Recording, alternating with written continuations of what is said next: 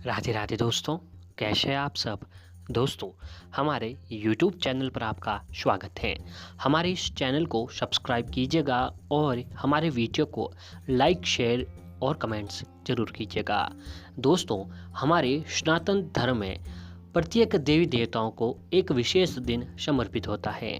वैसे तो सनातन धर्म के जो लोग हैं प्रत्येक दिन सभी देवी देवताओं की पूजा आराधना करके उनका आशीर्वाद प्राप्त करते हैं, लेकिन वार के हिसाब से भी सप्ताह के प्रत्येक दिन जो है विशेष देवी देवताओं का समर्पित दिन माना जाता है।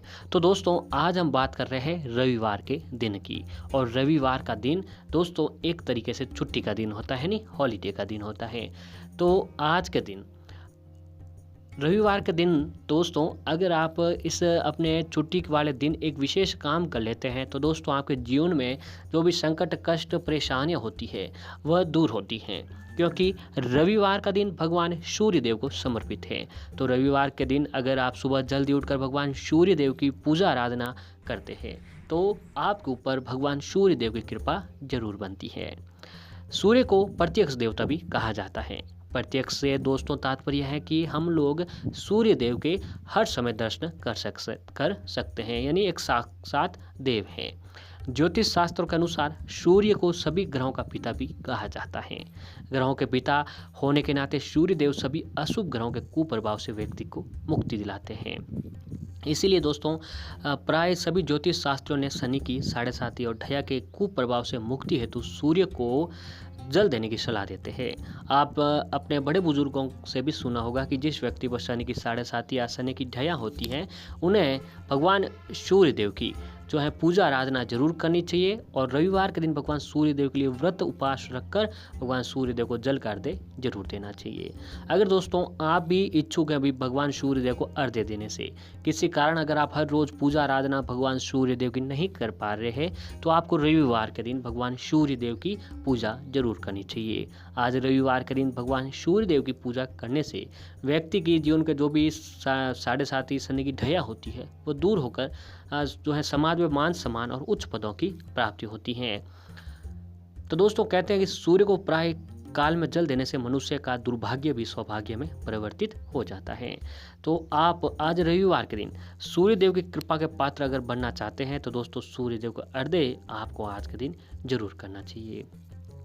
तो अर्घ्य के साथ अगर एक आप छोटा सा ये उपाय कर लेते हैं रविवार के दिन, अगर आप व्रत रख पा रहे हैं तो जो लोग व्रत नहीं रख रहे हैं उनके लिए भी दोस्तों ये उपाय बहुत ही कारगर साबित हो पाता है। तो ऐसे में अगर आप चाहते हैं कि सूर्य देव आपके ऊपर प्रश्न हो तो दोस्तों आपको रविवार के दिन सूर्य को जल देने वाले लोटे में एक इस विशेष चीज़ को मिला देना चाहिए, जिससे आपके समाज में मान सम्मान, उच्च पदों की प्राप्ति होती है। और जिन लोगों की कुंडली में कोई ग्रह दोष होता है तो वह भी सूर्य देव की कृपा से दूर हो जाता है। तो दोस्तों पहले आपको बताते हैं कि सूर्य को जल चढ़ाने की विधि और मंत्र के बारे में। तो सूर्य देव को जल चढ़ाने का सबसे पहला नियम भी एक बताया गया है कि दोस्तों आपको सबसे पहले सूर्य देव को एक समय तय हुआ है, उसके हिसाब से आपको जल अर्घ्य देना चाहिए।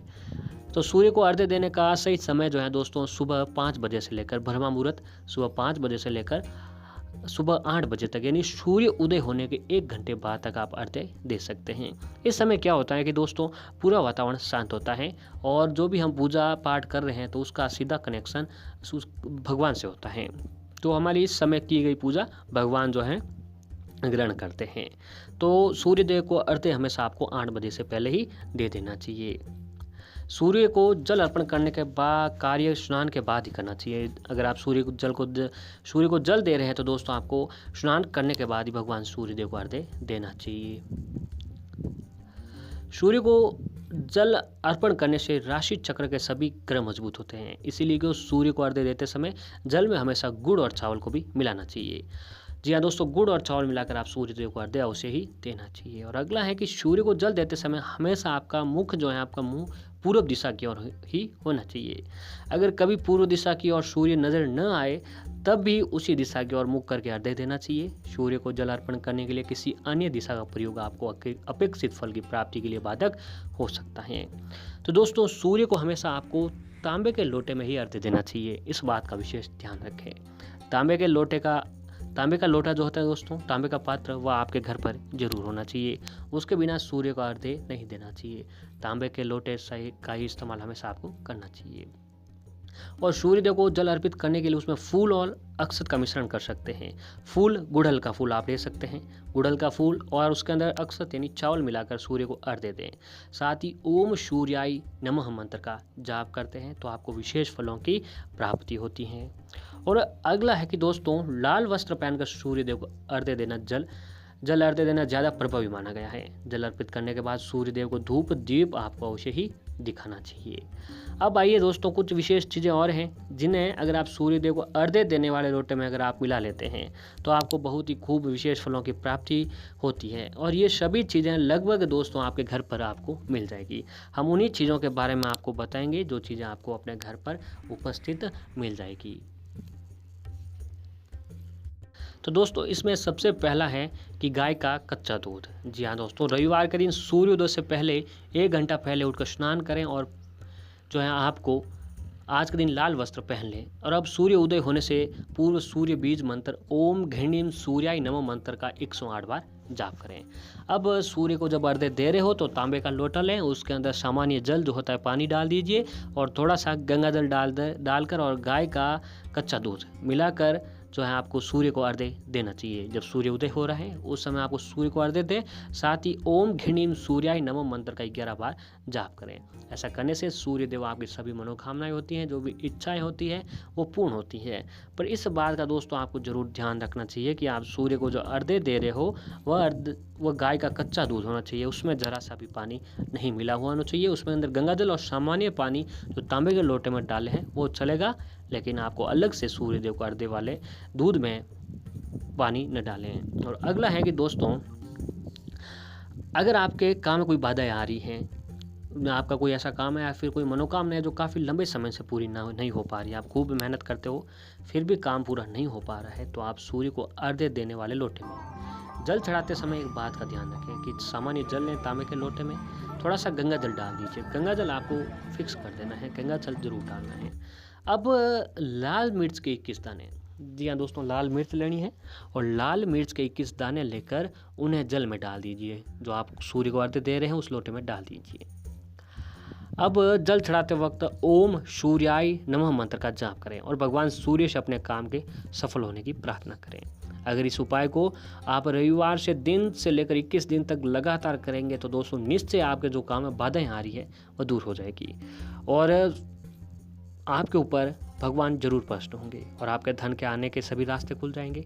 इसके साथ ही एक सरल उपाय है जो आप कर सकते हैं। तो दोस्तों, इसमें तांबे के लोटे में आपको जल के साथ कुमकुम, चावल के कुछ दाने और ये जल आपको सूर्य देव को अर्पित करना चाहिए। निश्चित तौर पर आपको हर परेशानी खत्म होती है।